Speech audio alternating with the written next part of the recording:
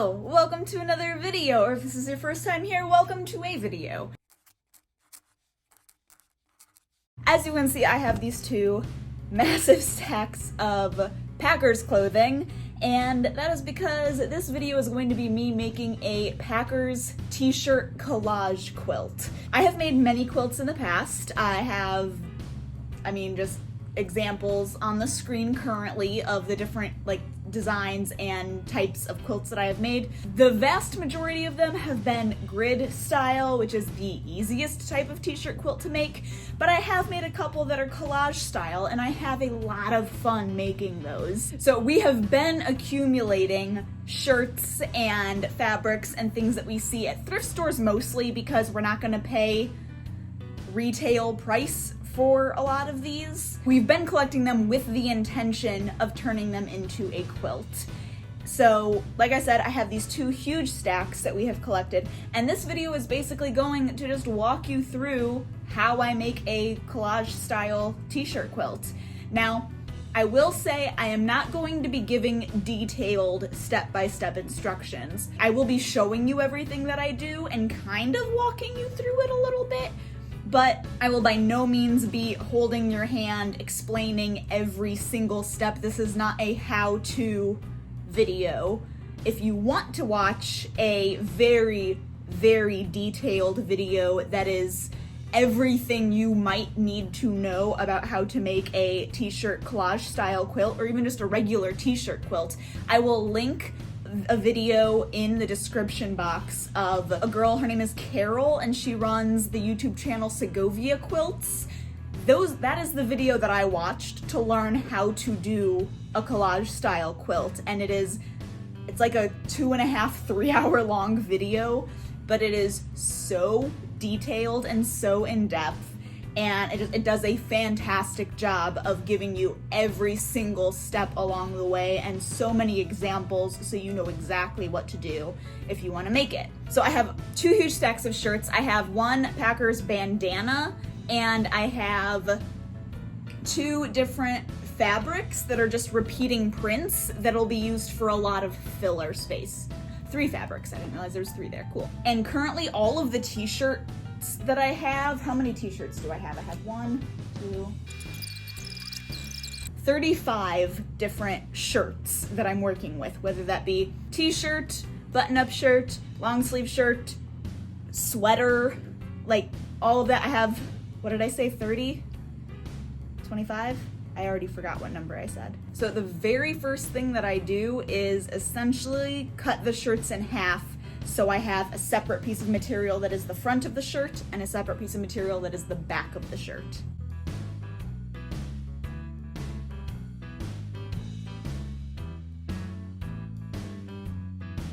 So that I have one full front piece and one full back piece. So these I will set aside, and I am going to do that to my entire 2 stacks of fabric, minus the repeating fabric. I also will not cut right now.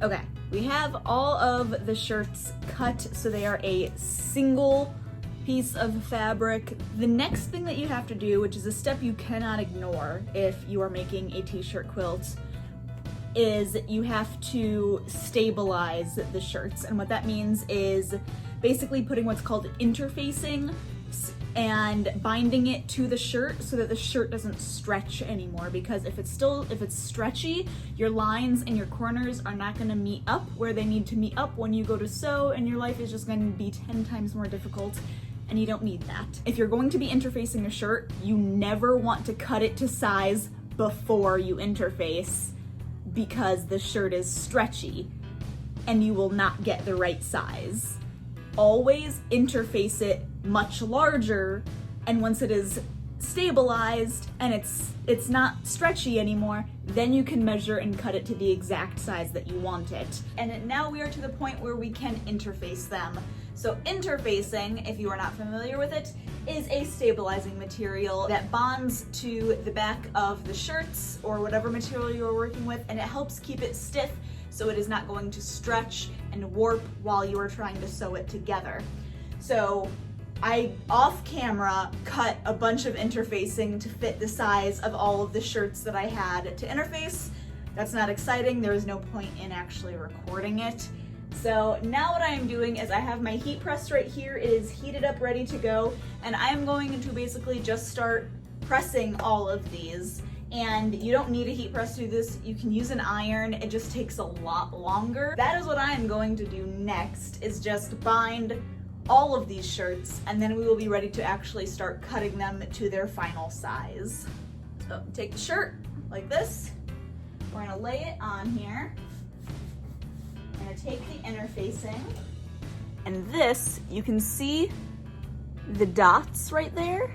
They're on one side and not the other. So like this side is nice and smooth, this side is bumpy with the dots. So you wanna put the dots against the back of the shirt. You lay it down and you wanna make sure it covers the whole shirt, going over, like overlapping a little bit, and make sure everything is nice and flat. That's good to go. We're gonna lay this down to keep it safe. Wait 13 seconds. And pick it up.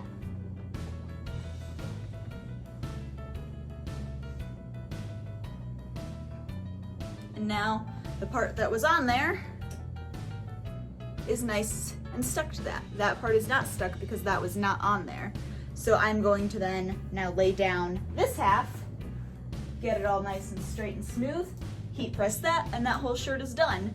And I'm gonna repeat this with all of them.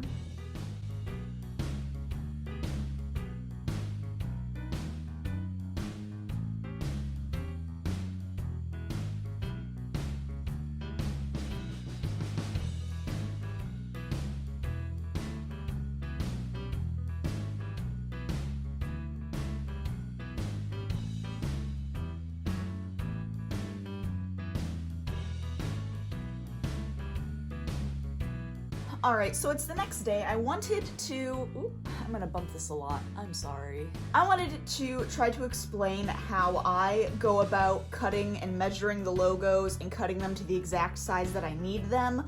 So I figured I would show you on this shirt and try to explain it, because it is different than how the video that I've been telling you about that's linked in the description, it is different than how she measures and cuts and everything. So I wanted to give you a second option because I know some people in the comments of that video are like, that's super confusing, I don't get it. Some people get it, some people don't. So here's a second way of doing it that I've found works really well for me. So the very first thing I do is take the pattern, plop it down, yay gravity. So the first thing that I do is I straighten it on my mat so that I know it is straight with these lines. So I have to basically find something that I can use as a straight edge, or if there is no straight edge, I basically just have to eyeball it as best as I can. So with this particular pattern, there's really nothing going horizontally that I can use because it's very much pizza shaped, or pennant, if you will. So I'm going to instead use right here, and I'm going to line it up with the top of this B and the top of this G. So I'm gonna take my ruler. See-through rulers are the best investment you can make if you are a sewer. I'm going to line the butt end of it up with the very top of this G and the very top of this B, like that. And then I am going to very carefully move the shirt so that the end of the ruler lines up with this line right here. All the while keeping an eye that the ruler is not moving off from where I put it on the shirt. So that is still aligned with the top of the G and the top of the B. And now my ruler is straight with the 4-inch mark on my cutting mat.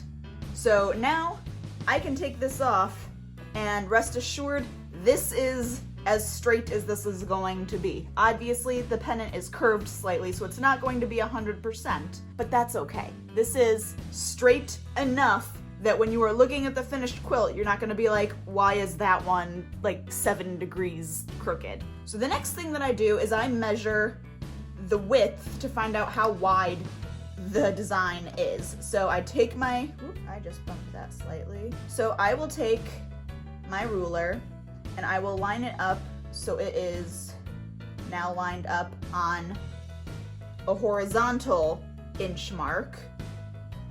And I will measure this. It looks like it starts right there on where that 14 is on that line. So then come all the way over and it ends about, I'm gonna say 1/4 of an inch after this 414. So that is 10 inches. From the farthest end on the left of this design to the farthest end on the right of this design is 10 inches. So then I take this notebook that has all of these numbers on it, and I'm gonna write this big so you can see it, but I've been writing really small to save space.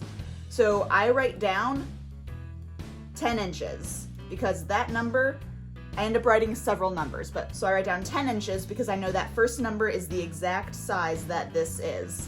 I forgot about the 1/4. We're gonna add that in there. There we go. I need the final design to be larger than 10 1/4. So I need to bump this up to the next increment of 2, which is 12. I'm bumping up the number to 12 because each side of the rectangles that I'm cutting for these shirts are going to be in increments of 2 inches. So that means the final sizes I am cutting will be 2 by 6, 4 by 8, 12 by 14, and so on. You can do the same thing with increments of 4, but whatever you choose, you have to be consistent throughout all of your shirts. So for my quilt, I am doing increments of 2 inches. And I need to add a 1/2 inch for my seam allowance. So this is the size of the shirt, of the design. This is the size I need my square to be. Meaning that is 1, I know math, I promise. That is 2 1/4 of an inch difference. Then what I do to know where I need to cut is I take that difference and I cut it in half. So that would be 1 1/8 of an inch difference. Now that is how far I am going on either side of the width of this design. So now that I have that, I circle it and I write everything down because if I don't, I'm going to get these numbers confused in my head and I am going to mess up. That is why I write them down. So now I have that number, so I'm gonna hold my shirt so it doesn't go moving on me. I'm gonna bring this back vertically and I'm gonna line it up to the very end of that design, which is about right there. So I need to bring this out further 1 1/8 inch. So I need to go out a full inch, so that is all the way to right there, and an extra 1/8. So this ruler does have little 1/8 mark notches in it, so I'm going to use a combination of those marks and the marks on my actual mat to measure everything. And then once I have it measured on the mat, I will go through and double check it. I look at my see-through ruler and I go from this end, there is 1 inch. So you start here, from the very end over here, you go 1 inch and then 1/8.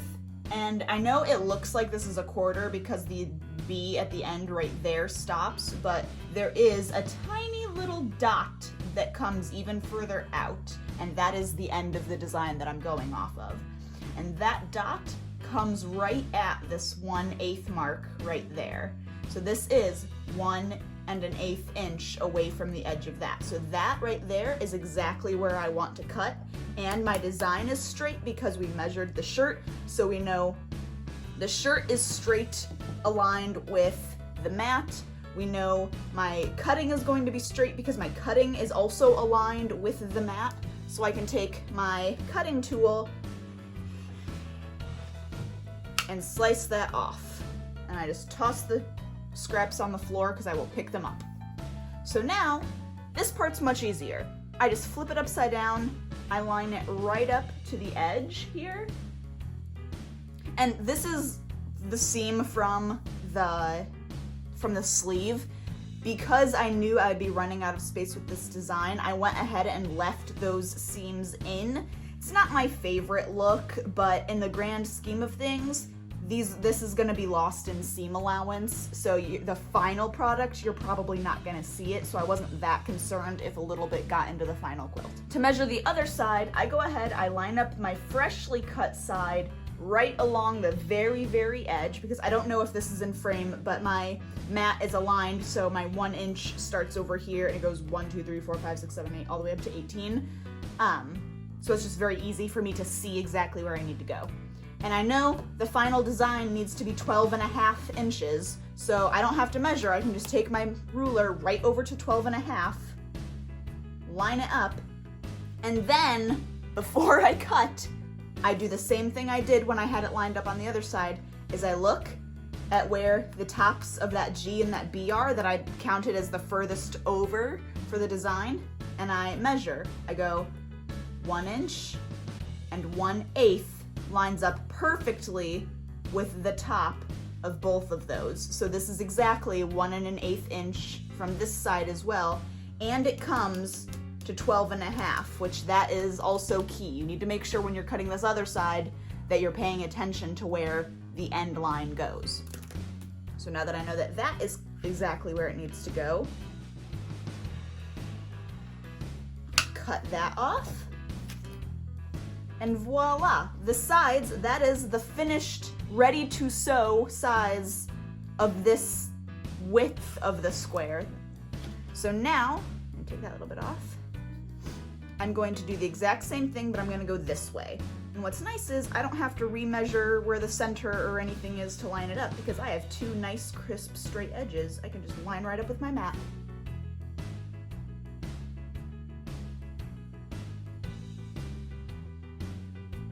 And there we go. That is that square done. Drop that there. Yeah. So now, hello. So now you can see behind me, I have all of the shirts cut into the sizes that they need to be ready to be sewn. And you can see there, and there, and there, and right here, and behind me right there, that there are tape marks all over the ground.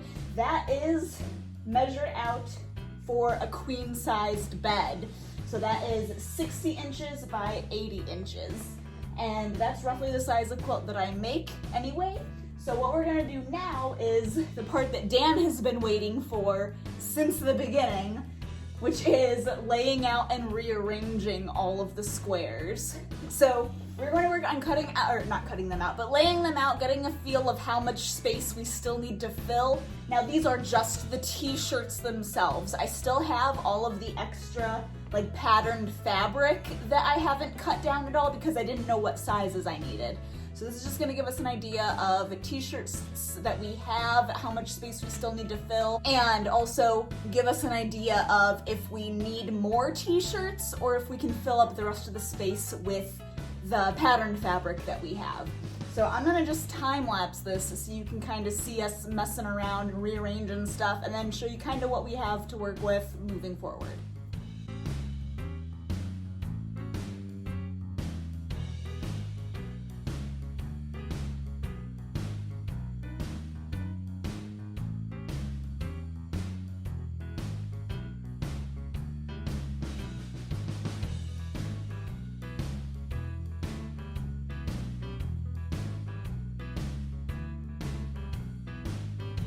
Okay, this is where we are at right now. So basically what we did was we picked a square we wanted to be in the middle, which is this Vince Lombardi Leaders Are Made, They Are Not Born shirt. And from there we kind of worked out. And then once we had a general idea, then we picked one of the corners that we liked, which is that heart one. And we actually put it up in the corner. And from there we kind of tweaked down to keep that sort of centered, and then we sort of rearranged everything else around it. Moved things around, shifted things until we got it where everything fits. It all looks pretty good. There isn't anywhere that's too like intensely the same. I mean, it's all Green Bay Packers, so it's gonna be similar regardless, but there's not like two of the, like that 18 Randall Cobb and that 18 are not next to each other type of thing. So, which looking at this, people are gonna think Randall Cobb is our favorite player because he's the only actual player shown, but it's just because we had a shirt that looked really cool that happened to have his number on it.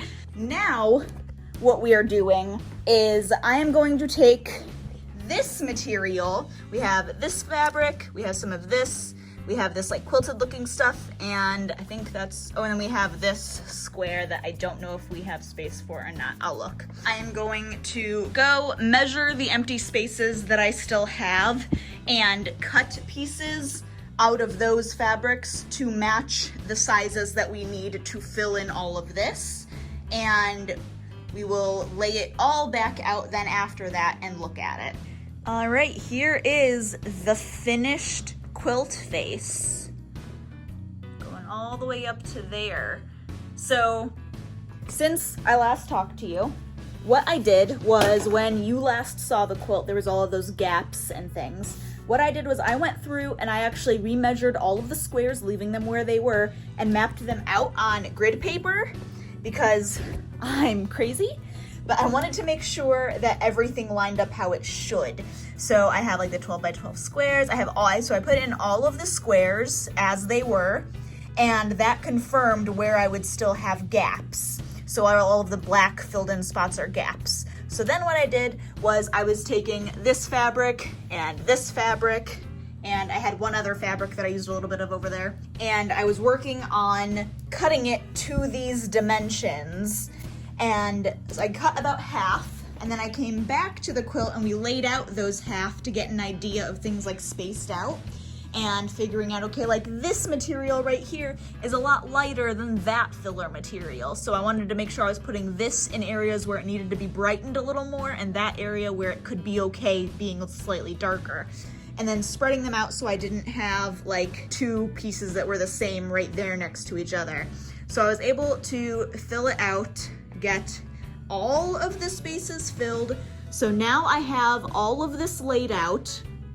What I am going to do is take pictures of it, like more close-up pictures as it's laid out like this, so I can see everything side by side, and it's time to start sewing it together. All right, so I took pictures that were slightly closer up, but now what I need to do is, as I'm picking this up, I need to pick it up in sections. When I sew this together, I'm going to sew it together in quadrants. So upper right quadrant, upper left quadrant, lower left quadrant, lower right quadrant. So I'm going to pick this up and stack everything in 4 stacks. And I'm looking to see kind of where there's natural breaks throughout all of these. You'll get a better idea once I'm sewing it and I can lay it out afterwards to let you see what I'm talking about more. The last clip you just saw was filmed almost exactly a year ago. It's been a while. Shortly after that clip was filmed, Dan and I started packing because we bought a house and we needed to move our things. And ever since then, the Packers quilt has been in a tote, basically hanging out in the craft room, but it's been at the bottom of a tote waiting until I had time to pull it out and actually start sewing it together, which is kind of sad because sewing together the top of the quilt is like the most exciting part of quilting. Up until now, it's been all math and trial and error and figuring things out, and this part is the actual really fun part where everything starts coming together. So it's a little sad that I had to stop it right at like the most fun part, but it's also kind of exciting for me now knowing that I can just pick it up and start doing the fun part. There are the piles newly organized. And on the screen right now, you can see the picture of the whole quilt when it was laid out on the floor, and I did add some blue lines showing those 4 quadrants that I am going with. As you can see, they are very obviously not all uniform in size, and that's because this is not a square grid quilt. everything is different sizes, and I was cutting it off based on where the most natural lines were. And that is going to make a big difference when you go to sew them together, because with collage style quilts, you gotta sew things together in a very specific order if you want everything to fit together. So let me get everything set up and I will start explaining to you how you go about sewing together a collage style quilt. My first stack is ready to go. What I am going to do, I have the image pulled up on my computer and I'm going to enlarge it. I'm doing this smaller quadrant right here, so I'm going to make this bigger so the whole thing is on my screen so I can see it while I work. When you're doing a collage style quilt, you want to put together things that are straight lines first. Let me explain further. So like these two rectangles right here, that line, they fully connect right there. So that will probably be one of the very first lines I do. Just sewing that straight line. It's easy, it's simple. And then what I will do is I'll look and I'll probably grab these two because that line right there is just nice and clean and straight. And then I'll probably grab these two because that line is nice and straight. And once those two are connected and a singular piece, then this singular piece and this singular piece make a nice straight line. So I'll sew that together and that gets those three. And then I'll come down to these three. These three pieces can easily be sewn together. So I'll just sew those three together. So those are the steps I'm going to do first. I'll do that, time lapse it, and then I will come back to show you what I do for pieces where there is overhang or it doesn't quite connect.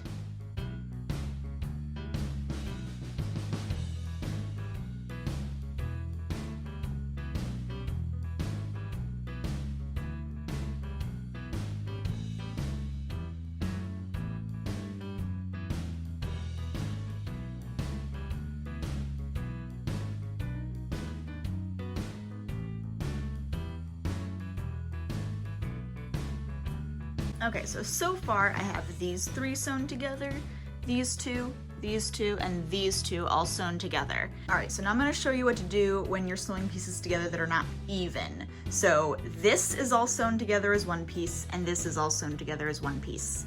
You can see by the picture that these get sewn together right there. So that's what I'm gonna do. But if you look, I can start the seam here, but when I get here, suddenly there's all this space of empty. So it's like, what do you do? It's actually incredibly simple. Basically, all you have to do is you start at this end, you work your way down, and you stop about right here. So you leave yourself about 2.5 inches or so of space where you just do not sew that at all. So that will stay open. And when I get to the point that I am sewing these pieces together and I combine these two quadrants of quilt, then I will sew this line entirely together. And once that line is totally sewn, then I can come and finish this line all the way over, because now I will have all the pieces connected to do so. So that is what I'm going to do. I'll show you what that looks like in a second. All right, so I have all of this sewn together now, and as you can see, there's just that little bit right there that is not quite attached yet. I'm going to keep working to get this quadrant all finished, and I will show you that when it is done. Here is the first finished quadrant. It's all awkward right now because I just have it laying on my counter, but this is what it looks like all put together. I think it looks pretty great. All of these side pieces that, are not completed still have like parts of them, that are not totally connected, which is okay. That's supposed to be like that. Those will get finished when I do all of the other quadrants and connect them. But yeah, here's the first one all done.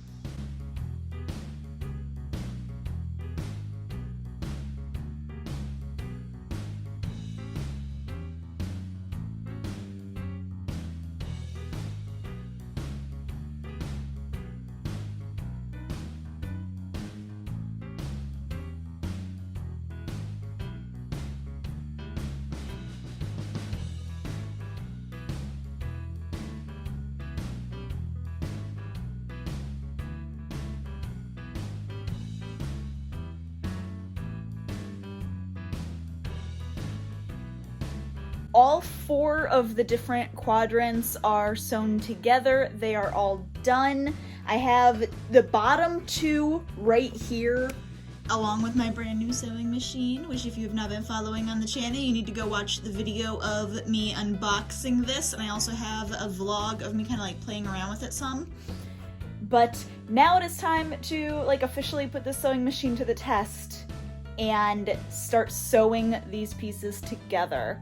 So the 2 pieces I have, you can see on my computer right here, I have this bottom corner and this bottom corner, and I'm gonna be sewing this blue line of them together, starting up here, because this is a pretty decent straight line. So same principle, I'm gonna flip them upside down on each other and just start sewing all the way down.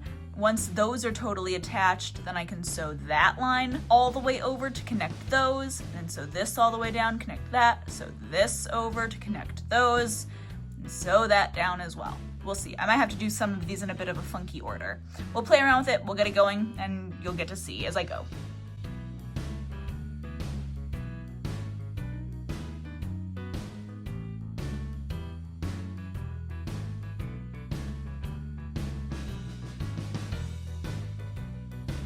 Here's a new angle of my sewing room you've probably never seen before. So I have that line is totally sewed. This is a lot. You'll find when you start to piece together the entirety of the top of the quilt that there is a lot of back and forth between sewing a section, stopping, bringing it over here, laying it out, looking, folding it in a different way to pin the next section, taking it, sewing it, bringing it back here, laying it all out, pinning the next section, just a lot of back and forth. Let me bring you guys closer if I can reach you. You okay? Here it is. So like I said, this is the line right here that I just sewed. So now I am looking to sew this line next. So we have, pull this up a little more so it's a little easier to see and lay out nice and straight here. So we have this Get Loud Lambeau square. So we will flip this part of the quilt upside down so we can line this up together so it all lines up. And then we will take that and sew that together.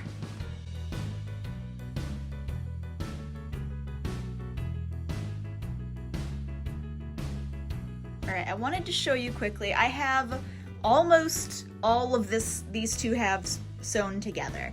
I wanted to show you though, because I started up at the top up here, and get it all the way up here at this seam, and I just worked my way down and I was able to come all the way down to right here.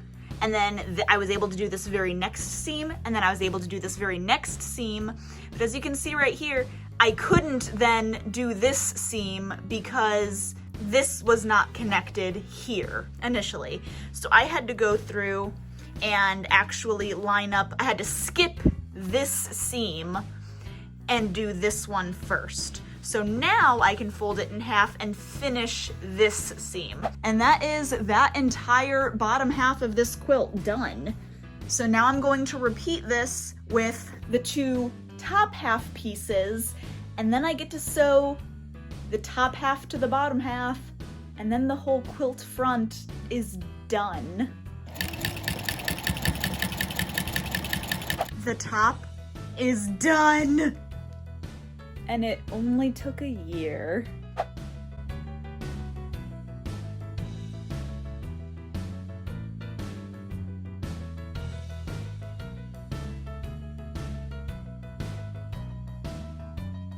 Hello.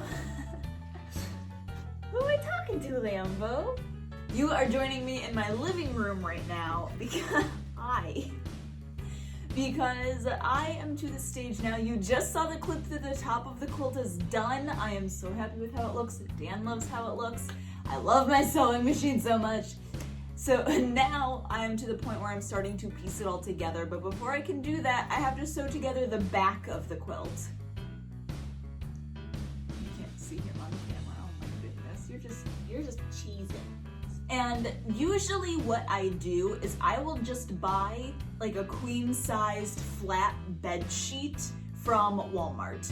And it's 60% polyester, 40% cotton, or 40% polyester, 60% cotton. I don't remember which one it is, but usually I'll just buy one of those so it can be a single solid color, simple, easy peasy.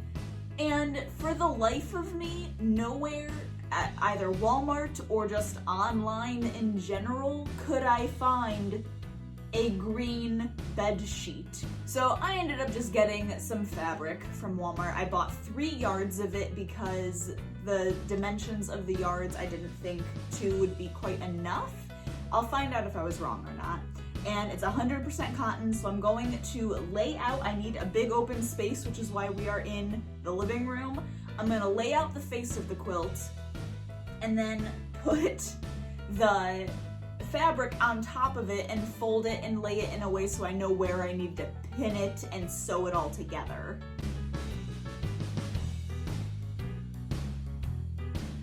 Oh shoot, is 3 yards even gonna be enough?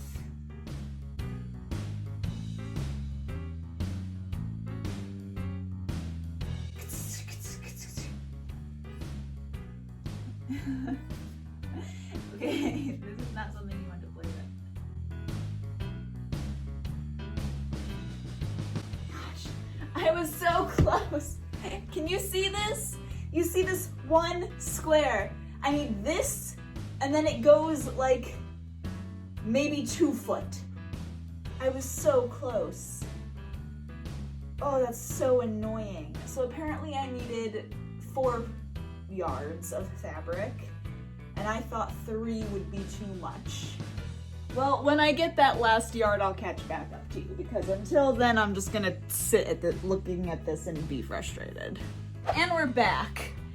Okay, it is several days later now. I went to Walmart earlier today and got the other extra half of a yard of fabric that I needed. I have them loosely clipped together just because I can move them around as I need to readjust them as I'm sewing them. But I'm gonna sew these together, sew these 2 pieces to the 3rd piece that's over there. The sun is starting to set, so I am being blinded. And then we can actually start piecing together this whole quilt, which is incredibly exciting because that means we are finally almost done. Few things have happened since I finished sewing the back of that quilt together. It is now, all 3 layers are sitting on top of each other right now. I just finished doing that. A few notable things that I did not film because it would be boring to film is right after I finished sewing together those 3 back pieces for the back of the quilt, I laid it all out and I ironed it to try to get out all of those wrinkles, to lay those seams flat. And after that, I brought it in here and I laid it down on the floor with those seams facing up because they would be then on the inside of the quilt. And I lint rolled the entire inside of the back piece, I guess you would call it. That is because I have cats and cat hair tends to go everywhere no matter how much you clean. So I went ahead and just to be on the safe side, there was just a couple pieces of cat hair, but I just laid the sheet out as best as I could and I lint rolled the entire thing. Then I basically flattened it out so there was absolutely no wrinkles in it. It was nice and smooth. And after I got that done, then I took my batting, which is this white stuff, all of this right here. That is batting, and I laid out the big roll of batting that I have, which is right there. It's very large. Also, there's my dog. I laid that out and I measured it and cut what I needed for the quilt.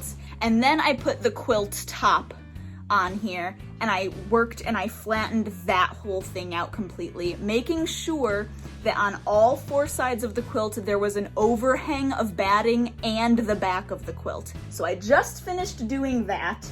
Now I get to take all of my sewing pins, or like safety pins, and start pinning this entire quilt top together.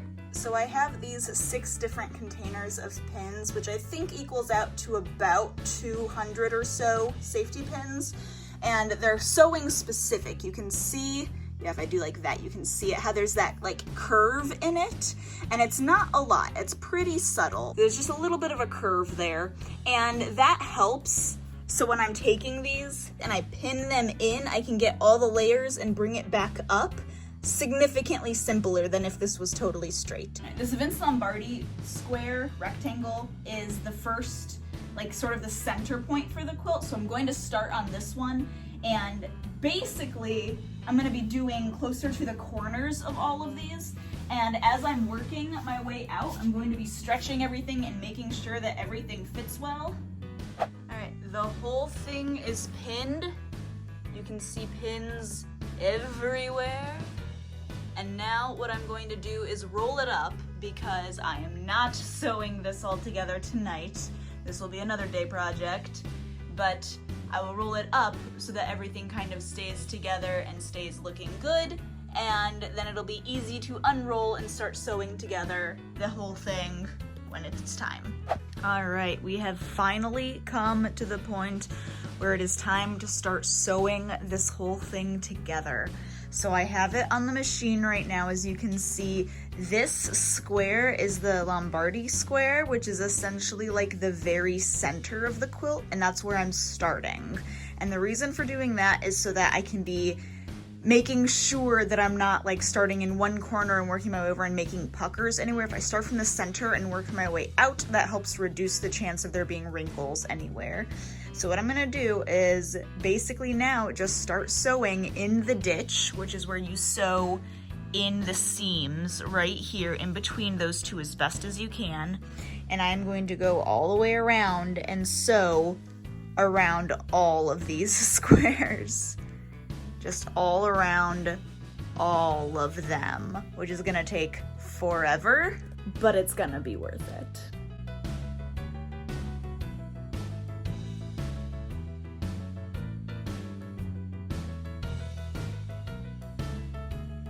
All right, I have all of the horizontal lines sewn.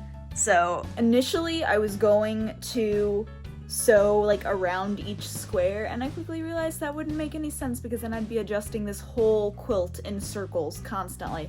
So I opted to just do all of the horizontal lines, and once I finished those, now I'm going to turn the quilt 90 degrees and go back and do all of the vertical lines. Also, in that time lapse, you probably saw me using this glove, and that's because when I have this great big heavy quilt that I'm trying to move around, my hand just slides. Like, I have zero grip on this, so it makes it so I have to grab a handful, and then that just adds more wrinkles, and you don't really want to do that. So by wearing this, I put this on, and this is like silicone. This is like a gardening glove, but you can buy them that are specifically for sewing, and they're basically the same thing. And it's grippy, so you grip it, and now you have all of this grip without having to cramp your hands up trying to hold stuff, and it works so much better. So that's why I'm using that on my left hand, because it helps me grip the quilt and move it evenly in the sewing machine. The entire top is sewn, so now I'm going to take these little scissors and go through and cut all of these threads and also take out all of the pins as I go. And then the last step will just be to trim this and sew the binding. We're almost done. All right, I actually realized there's an extra step that I want to do on this quilt that I have not done in the past on other quilts. It hasn't affected the quality of the other quilts at all that I've noticed, but I want to do it on this quilt because it is just sort of an added layer of like strength, I guess. And that is on the squares that are really big like this, you have the batting and everything inside of here that doesn't have anything to help hold it in place. So it has the stitches right here, like that holds the batting right there, but there's nothing in all of this area that keeps it together. So I want to go through and on these larger squares, so like not like this one or this one, a lot of the really bigger squares, I want to go through and add stitching in the square so that it adds that extra layer of strength. And each one will look different. So like this one, probably what I would do is take my machine and trace the inside of all of these letters so that it's all like blocked, traced out of champions, and that would be that extra layer of stitching on the inside to help keep that looking secure and nice, but just for extra practice. So I actually need to then take my machine and add on my free motion quilting foot. So it's come to my attention that the quilting foot that I own is not compatible with this machine. So I'm not gonna do the top, like this part of the quilt until I get a presser foot that fits this machine. So I'm gonna look for one of those, and while I do that, in the meantime, I'm gonna go ahead and finish the binding of the quilt. All right, I have the quilting foot ordered. I also have more bobbins ordered because I'm gonna need those too. But I am doing something different with this quilt that I've actually never done before, and that is I am making my own binding. Binding is the material used on the very outermost edge of quilts that seals all of those different layers together and closes it off, and so it's like that tiny little piece that goes all the way around the outside. On all of the other quilts that I've done, I've just used the whatever back material that I'm using and wrapped it around to the front of the quilt and sewed that, and that's been my binding. I've not used a separate material. So I've never actually had to make a binding before. This quilt, I'm doing something different, mostly because I made a mistake and now I have to. I was planning on doing that with this quilt, but I made a mistake when I was cutting the extra batting off, and I accidentally cut through part of the extra excess of the back of the quilt, and I cut it close so that I couldn't use the back of it. So I was like, okay, this is a good opportunity for me to practice making my own binding. What I have done is I talked with Dan to figure out colors that would work because he's good at being able to visualize that sort of stuff. And he suggested a brown because you have like football, you know, the actual like football. So I had some brown colored fabric and we laid it against it. We were looking, we're like, yeah, I think this would actually work. This would add a new dynamic to it and it would fit well. So I worked on cutting, this is 18 strips of 18-inch long by 2¼ inch wide strips of fabric. Now this should be more than enough than what I need. I should not need to use all of this, but what I'm going to do is I'm going to start sewing all of these together so that I have one long continual piece of like sewn together fabric, and then I can actually start sewing this onto the quilt, and that's going to be fun. Okay, it is finally time to work on putting this binding onto this quilt. I got all of this sewed, which now that I'm looking at it, it doesn't look like it's gonna be enough, and I'm thinking I'm gonna have to go sew more, but I don't want to, because I had to seam rip this stinking binding 3 different times because for whatever reason I could not get like all of the seams on the right side, getting the seams going in the directions they needed to go. I don't know what I was just not doing it correctly, but it took me 4 tries to figure out how to do it correctly. It is done. I'm going to lay out my quilt and pin the binding into place just so I can check that I do in fact have enough. Then we're gonna start sewing.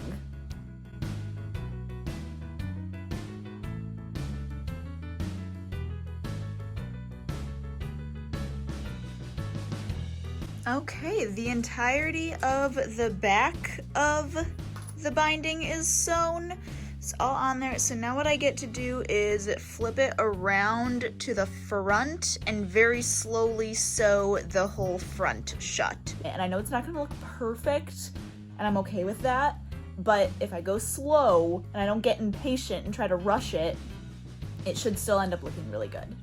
The binding is completely done. As you can see, it is definitely not perfect. I am still learning, but it's not like fantastic, but I know what to do to fix it to make it look much smoother. So binding is entirely done, and I am finally to the stage where I'm going to actually start sewing inside these rectangles. So I'm gonna start with this one, and I think I'm just gonna trace all the way around this G, the white part, and that'll be good for this one. And then I'll just kind of go from square to square and do like something with Vince. Like I might just do like the silhouette of Vince here and then other things. But I've opted to do a brown thread for the top thread, so you'll see it and it'll just match nicely with the brown binding, and it'll kind of tie all of that together. You're not gonna see it that much. If you do see it a little bit, it's not going to be distracting, hopefully.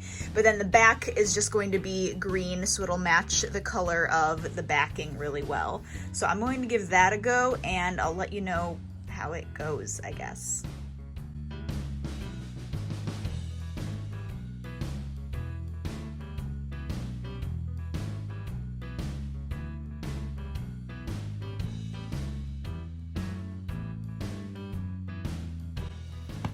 I am done sewing this.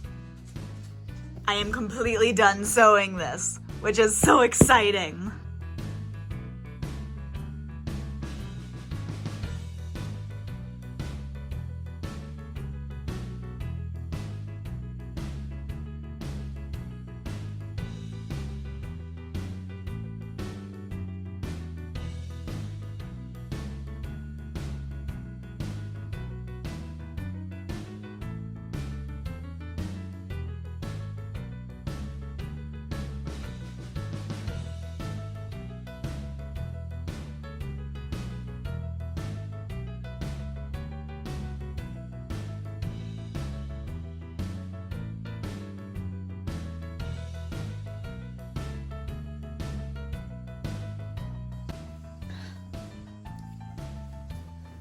The quilt is officially finished. I am so happy this is done. I love it. I am so proud of like how it turned out and how all of the stitching inside each of the squares turned out. I think it looks really cool, especially on the back, and like it adds just so much extra texture to it, and I love it. So I hope you guys have enjoyed this video. I know it has taken me a very long time to make it, so I'm gonna sit down and work on editing it and just have like a blast from the past. Dan and I are like sort of undecided if I want to list this on my Etsy shop or if somebody like actually wants to buy it or if we want to just keep it for ourselves. I'm of the mind that we should keep it for ourselves and like take it to Packers games. Dan also thinks that would be really cool, but he's also thinking the side of like, what if somebody else really, really wants to buy it? So looking at this quilt, seeing the amount of work I put into it, I'm curious what you think the going rate for this would be. Like, if you saw this quilt in a shop and you saw how much it cost, like what do you think like a realistic price for this quilt would be? Like, I'm very curious to see what you guys say. So if you'd be willing to leave that in the comments below, what you think, like a price range, or like no more than this or no less than this. I'm curious. But like I said, I hope you have enjoyed this video. I will see you in the next video, and hopefully before too long I'll have a Disney quilt video up, because that is the very next quilt I'm working on, is a Disney collage style quilt, which will be going up for sale when it is finished. So if you are interested in that, then definitely keep an eye out on the channel, subscribe if you haven't already, and like I said, I will see you in the next video. Bye!